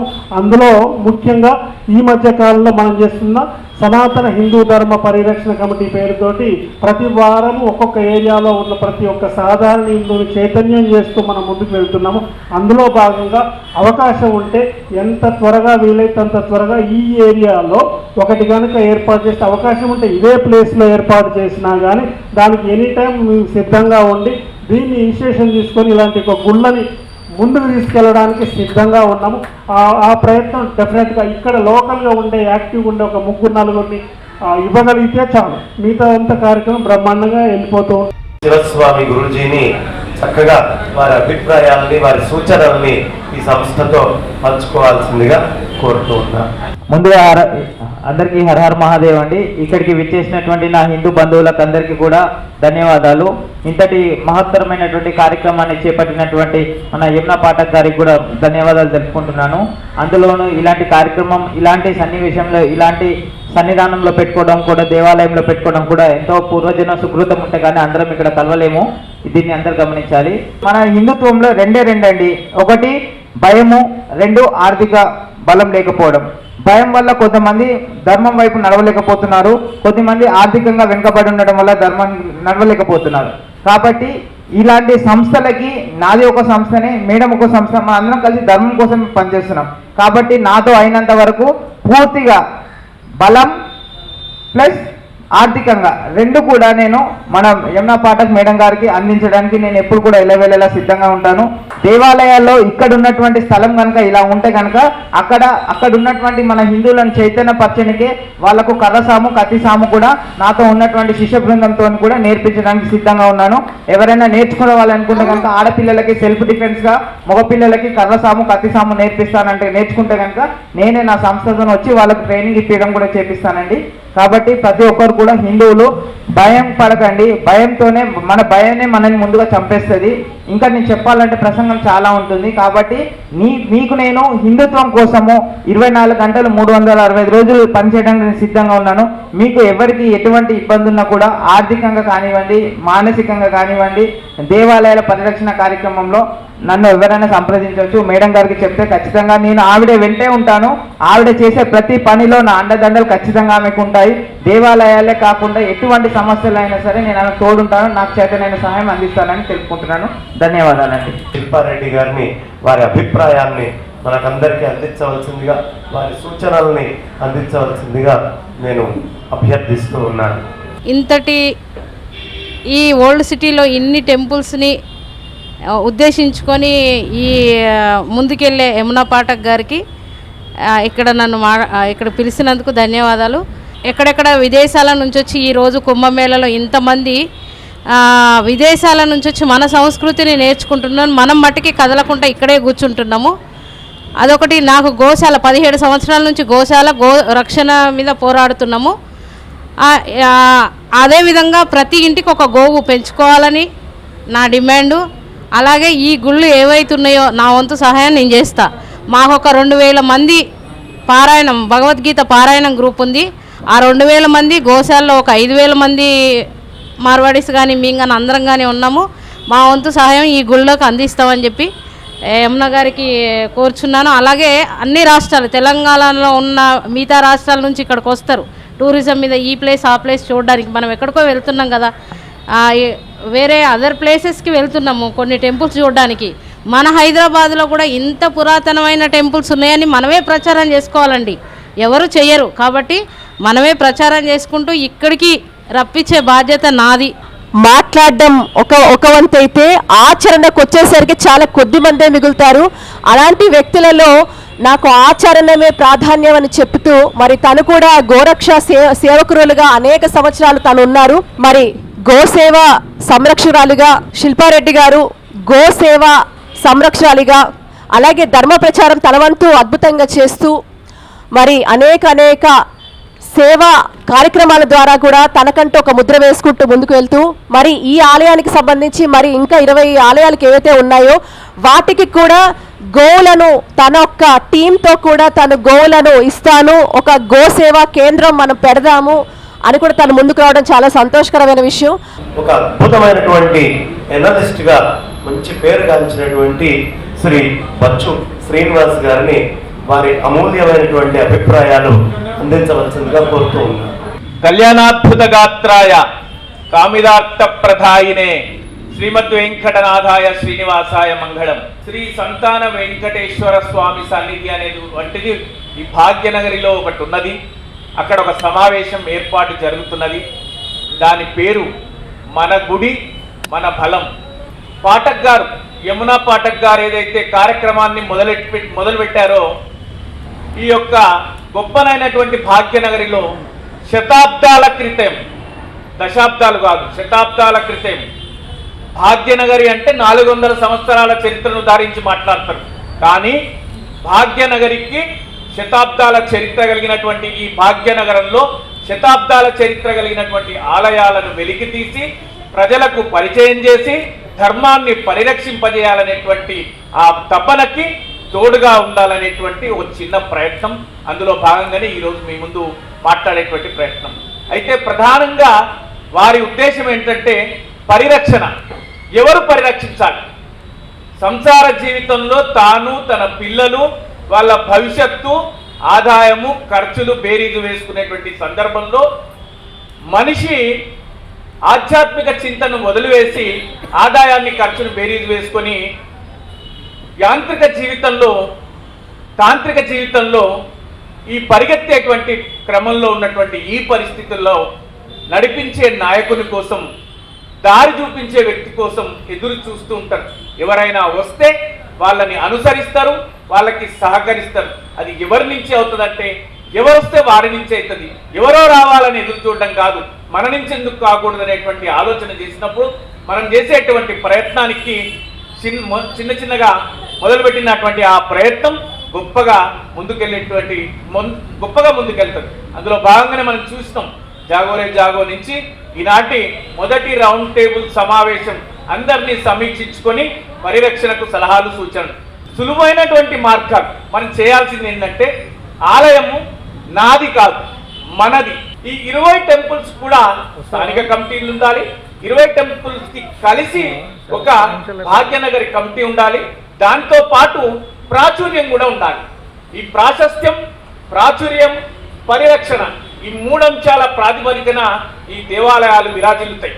ఈ సాంఘిక మాధ్యమాలలో ఆ మాధ్యమం ద్వారా విస్తృత ప్రచారం కనుక మనం చేసినట్టయితే స్థానిక కమిటీలు ప్రాచుర్యము, హక్కున చేర్చుకోవడము, సమదృష్టితో చూడడము, ఇట్లాంటి అంశాలను కనుక మనం తీసుకెళ్ళినట్టయితే మన ధర్మం, మన మతం విరాజిల్లుతుంది. ఎవరెవరో మాట్లాడుతున్నారు మనం అంతమైపోతాము, ఆగమైపోతామని. అంతం ఆగం కాదు హైందవ మతం. హైందవ మతం అనేది ఇది దైనందిన జీవన విధానం. సనాతన ధర్మం అనేది దైనందిన జీవన విధానం. 1500 సంవత్సరాలు ఒక మతస్థులు, 400 సంవత్సరాలు ఇంకొక మతస్థులు పరిపాలన జరిగిన ఈ భారతదేశంలో ఇంకా హైందవత్వం బతికే ఉంది. ఇది ఎప్పటికీ విరాజిల్లుతుంది. దీనికి అంతం లేదు, ఆది లేదు. అన్ని మతాల కంటే ముందైనది, పురాతనమైనది, అందుకే సనాతనమైనది అంటారు. పార్టీలకు అతీతంగా మానవీయ జీవన విధానాన్ని నిర్దేశించేటువంటి, ప్రపంచానికి మొట్టమొదట తెలియజేసినటువంటి మనిషి ఎవరైనా ఉన్నారు అంటే వాడు హైందవుడు. బ్రతుకు జీవన విధానాన్ని తెలియజేసిన వాడే హైందవుడు. ఈ సమావేశ సందర్భంగా గొప్ప సంకల్పం ఏర్పాటు చేసింది. తప్పకుండా ఈ సంకల్పం నెరవేరుతుంది. ఈ దైవ సన్నిధిలో ఏర్పాటైన ఈ కార్యక్రమం ఈ ఈ యొక్క భాగ్యనగరిలో ఉన్నటువంటి 20 దేవాలయాలే కాదు, భవిష్యత్తు ఈ ఉద్యమాన్ని ఎవరు ఎంతమంది ఎక్కడికి తీసుకెళ్తారో, ఇది ఈ రాష్ట్రం వరకు ఉంటుందా, భాగ్యనగరి వరకు ఉంటుందా, ఎక్కడి వరకు వెళ్తుంది అనేటువంటిది మనం ముందస్తుగా నిర్ణయించలేనటువంటి అంశం. మొదలైన ఈ అంశానికి బాసటగా మనం నిలిచి అన్ని సందర్భాల్లో మనస వాచ కర్మణ అన్ని రకాలుగా మనం ముందుండి తోడుంటే ముందుకు వెళ్ళిపోతూ ఉంటుంది. పచ్చ శ్రీనివాస్ గారికి ధన్యవాదాలు తెలుపుతూ, ఎంతసేపు నా నా అనే దానికంటే కూడా నా ఇంటిని ఎలా నేను చూసుకుంటున్నానో, నా కుటుంబ సభ్యులతో ఎలా ఉంటున్నానో, నా ఇవన్నిటినీ ఇచ్చిన ఆ భగవంతుడి పట్ల కూడా అంతే కృతజ్ఞశుద్ధిగా అందరూ ఉండాలని వారు చెప్తూ, అలాగే స్థానిక కమిటీలు అన్ని కలిసి భాగ్యనగర్ టెంపుల్ రివైవల్ కమిటీ అని వారు సూచించడం జరిగింది. అలాగే సాంఘిక మాధ్యమాల ద్వారా కూడా ప్రాచుర్యం పొందే విధంగా కూడా ఆ ఒక కమిటీలు ఏర్పాటు చేయాలని చెప్పారు. పార్టీలకు అతీతంగా అందులో ఉన్న హిందువులందరూ కూడా ఏకమైతే తప్పనిసరిగా కూడా హిందూ సమాజంలో చైతన్యం వస్తుందని, దానికి వారి వంతు కూడా ప్రయత్నం చేస్తూ అన్ని పక్షాలు, పాలక పక్షము అఖిల పక్షాలతో కలిసి అన్ని పార్టీ నాయకురాలతో కలిసి మరి వారితో కూడా తొందరలో ఒక సమావేశం ఏర్పాటు చేసి అందులో ఉన్న హిందువులందరినీ ఏకతాటికి తీసుకొచ్చి వారితో కూడా ఒక రకమైన వాళ్ళలో కూడా ఒక సామాజిక స్పృహ, అలాగే హిందువుల పట్ల చైతన్యము, పురాణ ఆలయాల అభివృద్ధి కోసం వాళ్ళతో కూడా తొందరలో ఒక చర్చా వేదిక పెడతామని కూడా వారు చెప్పడం జరిగింది మన ఒక ఈ మాధ్యమం ద్వారా. వారికి మరొకసారి ప్రత్యేక ధన్యవాదాలు తెలుపుకుంటూ మల్యాద్రి గారు ఒక నిమిషం వారి యొక్క మెసేజ్ ఇస్తాము. ఆమె యొక్క అమూల్యమైనటువంటి సమయాన్ని భగవంతునికి తృప్తిపరిచేందుకు, లేకపోతే భగవంతుని అనుగ్రహం పొందేందుకు, భగవంతునికి ఆనందాన్ని చేకూర్చేందుకు కోసం కృషి చేస్తున్న యమునా పాఠక్ గారిని ప్రత్యేకంగా మీ అందరి తరఫున, మనందరి తరఫున, హిందువులందరి తరఫున అభినందిస్తూ, అదేవిధంగా హైందవ మతధారణకి మనందరి ఆత్మల అభివృద్ధి కోసం హెచ్ఎంటీవీ వారు కూడా ఇంత చక్కగా ఈ కార్యక్రమాన్ని జరుపుతున్నారు. దాంట్లో పనిచేసే సిబ్బంది కానీ మరియు మిగతా ఈ వంట ఏర్పాటు చేసిన వాళ్ళు, ఈ దేవస్థాన కమిటీ వాళ్ళు, వాళ్ళందరి తరఫున వాళ్ళకి కృతజ్ఞతలు తెలియజేసి మనందరి తరఫున ఒక చిన్న సత్కారం.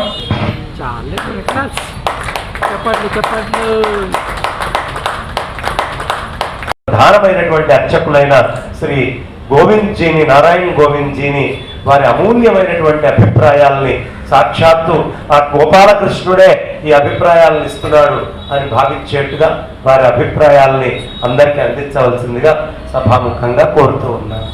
जय श्री कृष्ण।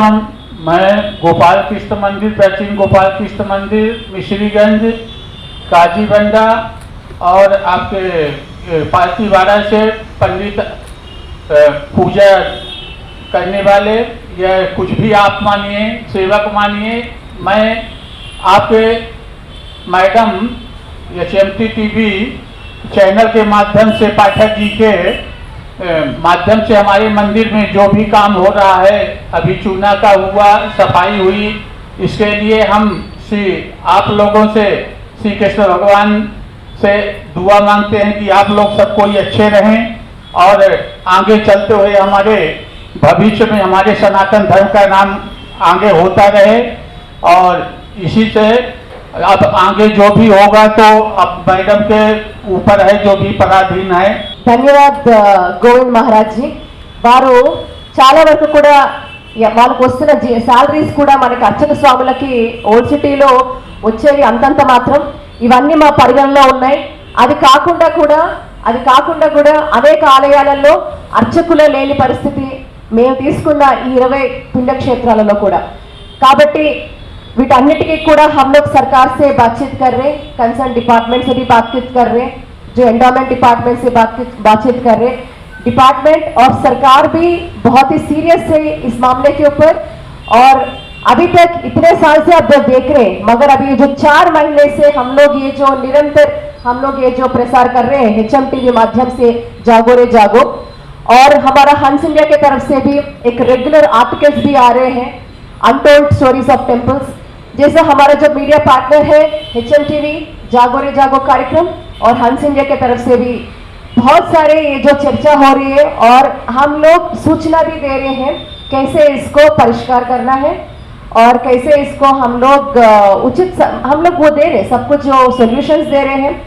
बहुत सारे बड़े लोग से बात कर रहे हैं, हर एक डिपार्टमेंट से, हर एक लोग से। जैसे हमारा ये कार्यक्रम को बहुत सारे लोग आए हैं, जैसे लीगल डिपार्टमेंट, साइंटिस्ट, डॉक्टर और बहुत सारे सोशल इन्फ्लुएंसर्स, एनालिस्ट और बहुत सारे लोग जैसे IAS ऑफिसर्स, ब्यूरोक्रेट्स और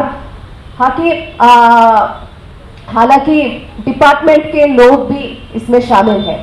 सो मैं आपको यही इस माध्यम से, इस कार्यक्रम से माध्यम से आपको मैं भरोसा देना चाह रही हूँ, जो भी है आपके जो भी प्रॉब्लम्स हैं उसके ऊपर हम लोग बहुत सारे जो कृषि कर रहे हैं हम लोग उसके लिए सॉल्यूशंस भी आएंगे, जैसे आपका सैलरीज के लेकर और ये जो क्षेत्र भी है वो आगे लाने के लिए बहुत कुछ प्रयास हम लोग सब इकट्ठे मिलके कर रहे हैं। आपने देखा है ये पहला राउंड टेबल कॉन्फ्रेंस आज हुआ है, बहुत सारे बड़े लोग आए हैं, पीठाधिपति भी आए हैं, बहुत सारे आध्यात्मिक वेत्ता भी आए हैं, बड़े बड़े लोग आए हैं। सबके तरफ से हम लोग ये कृषि कर रहे हैं और अच्छा दिन आ गया है। भाग्यनगर में आप पूरा भी जितना भी टेम्पल्स हैं वो अच्छा दिशा में अभी आगे चलेंगे। శ్రీమతి కమల గారిని వారి అమూల్యమైనటువంటి సూచనల్ని, అభిప్రాయాల్ని మనకి ఈ విశ్వ హిందూ ధర్మరక్షా పరిషత్కి అందించవలసిందిగా కోరుతూ ఉన్నాను. సో ఇవాళ టెంపుల్స్కి మనము అంటే పిల్లలకి చిన్నప్పుడు కనుక అన్నం తినడం నేర్పించాము, అలాగే ఫ్రూట్స్ తినడం నేర్పించాము, అట్లనే టెంపుల్ అంటే ఏంటి అనేది ఆ టేస్ట్ కూడా నేర్పించాల్సిన పరిస్థితిలో ఉన్నాము. మన పిల్లలకు కానీ మనకు కానీ ఆ టెంపుల్కి వస్తే ఎట్లా ఉంటుందని ఆ రుచిని చూపిస్తే వాళ్ళు టెంపుల్కి రావడం అనేది కంటిన్యూ చేస్తారనేసి నేను అనుకుంటున్నాను. టెంపుల్స్లో వారం వారం ఏదైనా పారాయణ కార్యక్రమాలు కానీ లేదంటే మెడికల్ క్యాంప్స్ కానీ ఇవన్నీ చేయించడానికి నా వంతుగా నేను సహకరిస్తానని చెప్పేసి తెలుపుతాను. ఈ ధర్మ ప్రచారం చాలా అవసరము అని ధర్మ ప్రచారంలో ప్రధానమైనటువంటి పాత్ర పోషిస్తున్న శ్రీ దయానంద్ గారిని వారి అమూల్యమైనటువంటి అభిప్రాయాలు అందించవలసిందిగా కోరుతూ ఉన్నాను. మన fundamental right freedom of worship ఇక్కడ లేదు. దాన్ని ఆ ఫండమెంటల్ రైట్ కోసమనే మేము గత 25 సంవత్సరాలుగా ప్రయత్నిస్తున్నాము. అందులో భాగంగా మన యమునా పాఠక్ మేడం గారు కలిశారు. వాళ్ళకి ఇవన్నీ ప్రాబ్లమ్స్ ఇవన్నీ ఇలా ఉంది మన పరిస్థితి.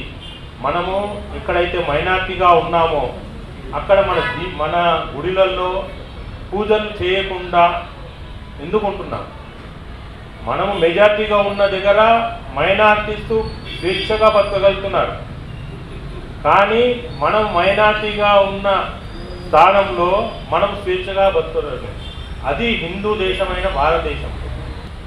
మహిళలు కలుసుకుంటే జరగని పని అనేది లేదు. మహిళల్ని ఏకం చేసి ప్రతి గుడిలో శనివారము, ఆదివారము నేడు వాళ్ళకున్న టైంలో వచ్చి ప్రతి గుడిలో పారాయణము, మెయిన్గా ఓల్డ్ సిటీ టెంపుల్స్లలో ఒక్కొక్క టెంపుల్ని చూస్ చేసుకొని అక్కడ లలిత సహస్రనామ పారాయణము, విష్ణు సహస్రనామ పారాయణము ఇవి చేసుకుంటూ గుడులను జాగృతం చేయాలని కోరుకుంటున్నాను. మనోహర్ గారు నిరంతరము ఈ క్షేత్ర పరిరక్షణ చేస్తున్న ఆయన మనకు ఆదర్శప్రాయులు. వారిని కూడా ఈ సంస్థని ఉద్దేశించి మంచి సూచనలు, వారి అభిప్రాయాలు అందించవలసిందిగా ప్రార్థన చేస్తూ ఉన్నారు.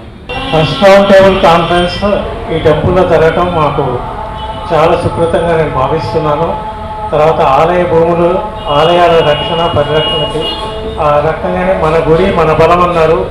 దానికంటే ముఖ్యంగా నేను చెప్పాలంటే ఏంటంటే యమునా గారు మాకు మరింత బలంగా చేకూరుస్తున్నారు. ఇది నోట్ చేసుకోండి. మా నాన్నగారు ఈ బ్రహ్మోత్సవాలు 46 సంవత్సరాలు చాలా దిగ్విజయంగా, చాలా ఎక్కడ కూడా జరగనటువంటి రకంగా బ్రహ్మోత్సవాలు చేసేవారు. కార్గిల్ యుద్ధంలో చాలా ప్రత్యక్షంగా పాల్గొని ఆ కార్గిల్ యుద్ధంలో తాను వీరోచితంగా పోరాడినటువంటి యోధుడు. అలాంటి వ్యక్తి ఈ దేవాలయాల సంరక్షణ గురించి వారి యొక్క పర్స్పెక్టివ్, వారి సూచనలు ఏమిటి, ఎలా ఇది కాపాడాలి అనే ప్రయత్నం నిజంగా చాలా విశేషం. వారి సూచనలను మనం అందరం తీసుకుందాం. మెయిన్ ఏంటంటే మనం ఫోకస్ చేయాల్సింది మన టెంపుల్స్ మనం ఎట్లా నడిపించాలనేది మనం ఫోకస్ చేయాలి. అది ఎలా చేద్దాం? ఇప్పుడు మనకు పురోహితులు ఉన్నారు, ఇప్పుడు మనకి టెంపుల్ నడిపించే కమిటీస్ ఉన్నాయి.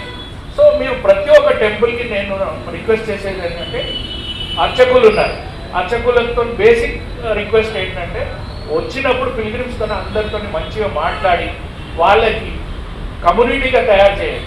వాళ్ళ పిల్లలకి ఎట్లా వాళ్ళు గ్రోఅప్ చేయాలో ఫ్రమ్ చైల్డ్హుడ్ అలా కమ్యూనిటీగా తయారు చేసి ఒక వాట్సాప్ గ్రూప్ అనేది క్రియేట్ చేయండి. ఇప్పుడు మీరు గమనించుంటారు, ప్రతి ఒక్క మస్జిద్లో they have got data of all the Muslims in that area, but హిందువులో లేదండి. ఇది మనం చేయాల్సిన ఫస్ట్ స్టెప్. మన టెంపుల్స్ సేవ్ చేయాలంటే ఇది మనం చేయాల్సింది.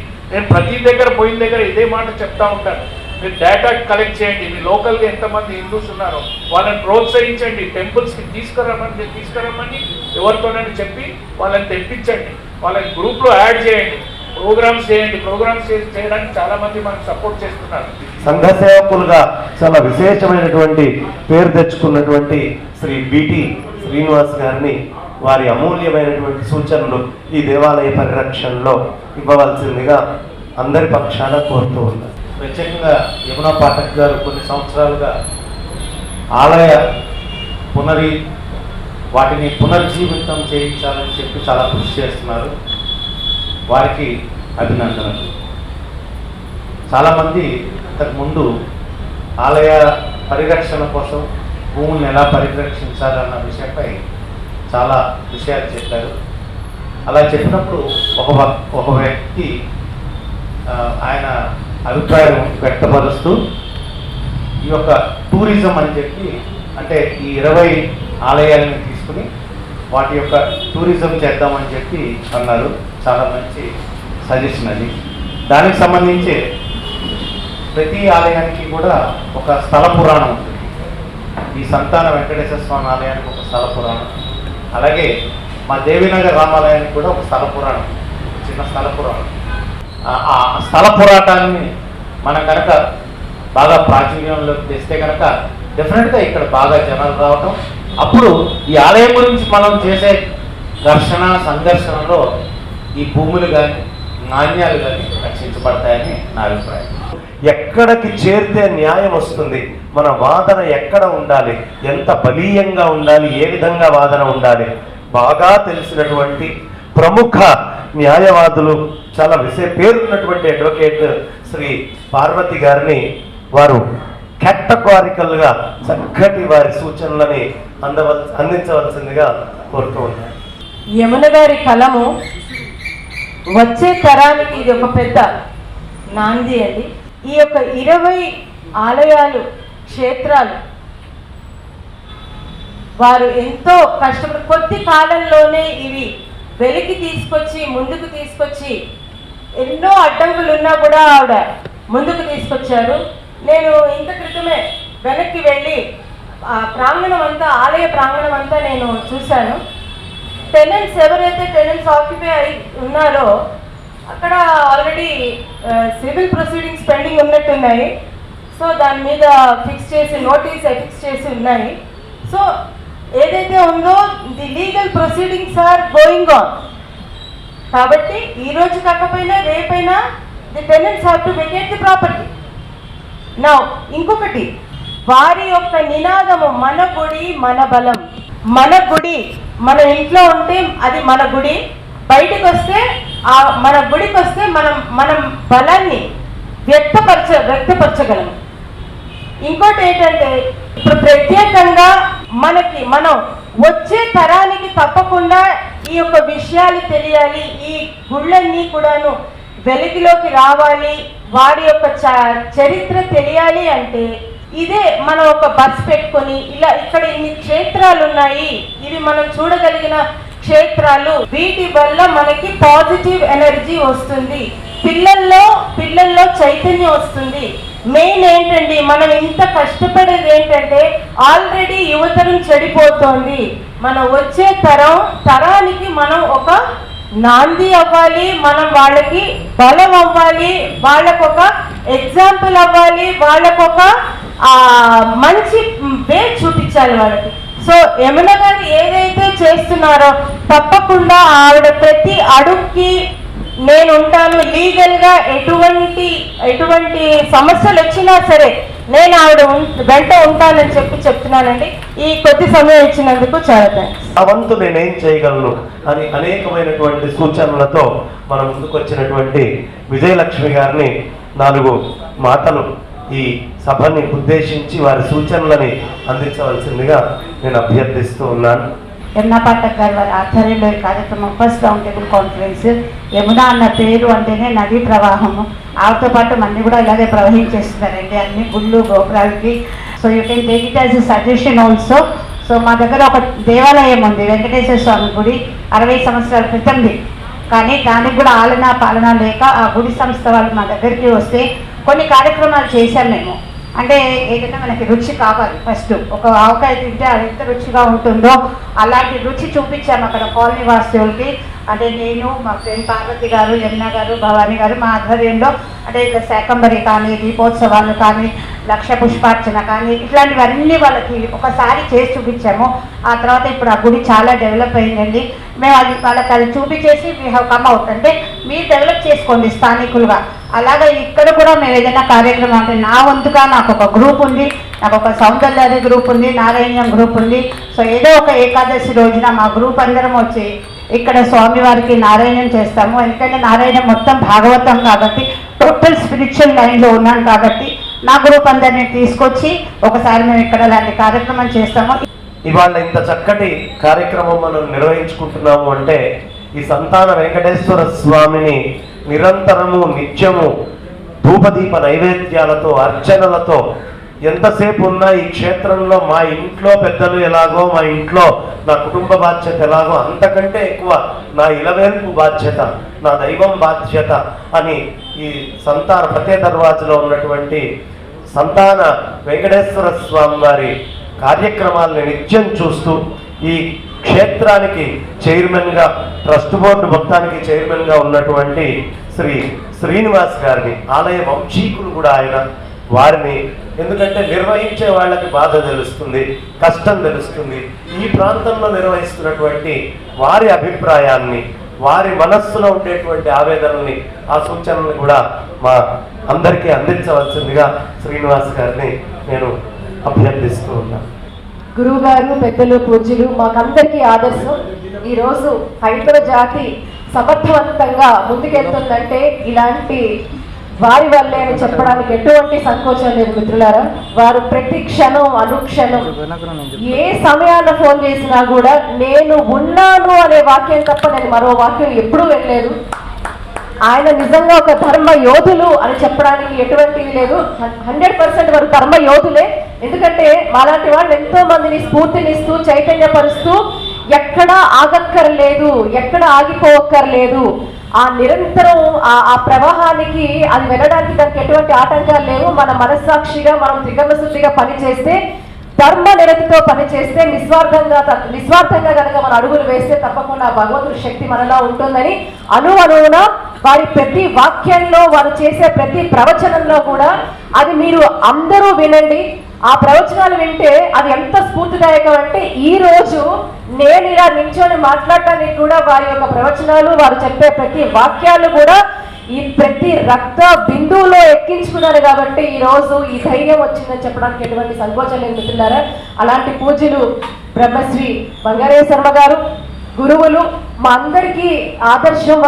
వారి యొక్క ఆశీర్వాద బలంతోనే ఆ భగవంతుడు ఆశీస్సులతో ముందుకెళ్తున్నాము. కాబట్టి తల్లిదండ్రులు అందుకే అంటారు మాతృదేవో భవ, పితృదేవో భవ, ఆచార్య దేవోవ, అతిదేవో అని. అలాగే మన తల్లిదండ్రులు జన్మనిస్తే మళ్ళీ మనకు ఒక పునర్జన్మ, మన జన్మకి అర్థం సాకారం అయ్యేది ఇలాంటి గురువుల వల్లే అని చెప్పడానికి నిజంగా సభాముఖంగా చెప్పి చాలా సంతోషపడుతున్నాను. వారు మనతో ఉంటారు అని ఈ ప్రోగ్రామ్ స్టార్ట్ అయినప్పటి నుంచి ఎంత దూరమైనా మనం వెళ్దాం అని వారు చెప్పడం చాలా సంతోషం. మరి ఈరోజు వారి అడగగానే వచ్చి ఈ సభా అధ్యక్షతగా వారు ఉండి ఈ కార్యక్రమాన్ని ఇంత నిర్విఘ్నంగా ముందుకు తీసుకెళ్తున్నందుకు వారికి సభాముఖంగా మరొకసారి పారాభివందనం చేస్తూ మరి ఇక్కడ వచ్చిన పెద్దలందరికీ కూడా పేరు పేరున్నా కూడా మరి వారందరికీ పాదాభివందనం చేస్తూ ఇది ఒక సమిష్టి కృషితోనే సుసాధ్యం అని మరొకసారి చెప్తూ మరొకసారి మన గుడి మన బలం ఈ యొక్క కార్యక్రమం స్టార్ట్ చేసిన తర్వాత మొదటి రౌండ్ టేబుల్ సమావేశానికి విచ్చేసిన మీ అందరికీ కూడా పేరు పేరున ధన్యవాదాలు.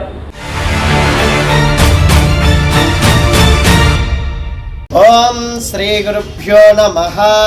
హరి ఓం. శతమైశ్వర్యం భవతి శతమనంతం భవతి శతాయుష్మాన్ భవతి శతమితి శతం దీర్ఘమాయుః. నవ నవ భవతి జాయమానాన్నాన్ కేతురుససా మేతిగ్రే భాగం దేవేభ్యో ప్రచంద్రమాస్తిరతి దీర్ఘమాయు. ఓం శతమానం భవతి శతాయు పురుషస్య సేంద్రియ ఆయుష్యేవేంద్రియ ప్రతిష్టతే. మా యొక్క ఫత్తి దర్వాజా సంతాన వెంకటేశ్వర స్వామి అనుగ్రహం ఎల్లవేళలా శతదా హెచ్ఎం టీవీ అధినేత మరియు చైర్మన్ గారైన కె వామన్రావు గారికి ఎల్లవేళలా మా సంతాన వెంకటేశ్వర స్వామి కృపా కటాక్షాలు ఉండాలని మనస్ఫూర్తిగా కోరుకుంటూ ఆ వ్యవస్థ కూడా దినదినం అభివృద్ధి చెందాలి, ఆయు ఆరోగ్యాలతో ఉండాలని మనస్ఫూర్తిగా కోరుకుంటున్న ఓ స్వస్తి.